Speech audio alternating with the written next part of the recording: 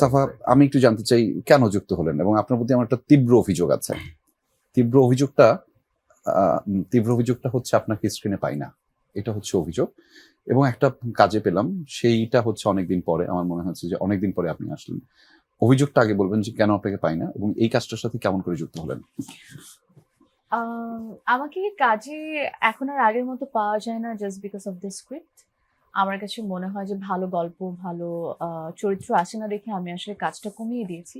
কারণ আমি আসলে চাই আমার দর্শককে নতুন কিছু উপহার দিতে। সেই চেষ্টা তো সবসময় থাকে। সো ভালো গল্প, ভালো স্ক্রিপ্ট না আসলে আসলে কিভাবে আমি ভালো গল্প আমার দর্শককে উপহার দিব। বাট আই থিংক আপনার যেরকম অভিযোগ আছে এরকম অনেক দর্শকেরও আছে। বাট একদমই এই চা গরম দেখার পর মনে হয় একটু অভিযোগটা কমে যাবে। একদমই কমে যাবে। আমি এই আয়োজনটা শুরু করার আগে আমাদের প্রডিউসারের সাথে কথা বলছিলাম। উনিও বলছিলেন যে আমি সাফা কবিরের অনেকদিন পরে একটা কাজ দেখলাম এবং আমি দেখার সাথে সাথে ঝটপট করে দেখে ফেলেছি শুধু বিকজ অফ সাফা কবির। খুব ভালো লাগলো, খুবই ভালো লাগলো। আর চা গরম কাজটা করার পেছনে অন্যতম কারণ হচ্ছে এটার গল্প। এটার গল্পটা আসলে এত শক্তিশালী, হুম, হুম। এত ইমপ্যাক্টফুল, এত পাওয়ারফুল এবং এট দ্য সেম টাইম আমার কাছে মনে হয়েছে যে এই ধরনের কাজ সচরাচর হয় না এবং এরকম একটা সমাজের গল্প আমি আগে বলতে দেখিনি।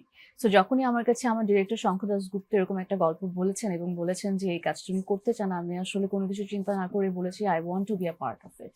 বিকজ এখানে যদি আমি একটা ছোট অংশও হতে পারতাম আমার কাছে খুব ভালো লাগতো। এবং আরেকটা অন্যতম কারণ হচ্ছে শঙ্খ দাশগুপ্ত অফকোর্স। আমি তার কাজের অনেক ভক্ত।